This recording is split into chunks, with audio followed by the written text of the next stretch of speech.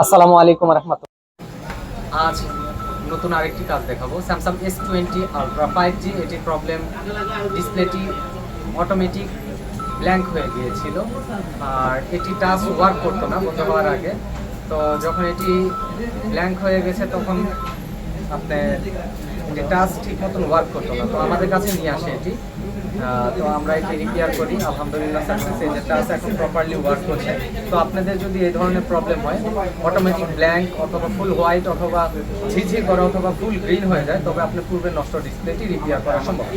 নিয়ে আসুন আপনার শখের ফোনটি iTrust mobile phone servicing centre, Dhaka Motalib প্লাজায়। আপনার শখের ফোনটি আমরা যত্ন সহকারে করে দিব। আর যদি সশরীরে না আসতে পারেন, কুরিয়ার মাধ্যমে সারা বাংলাদেশ থেকে পাঠিয়ে দিতে পারেন আমাদের অ্যাড্রেসে।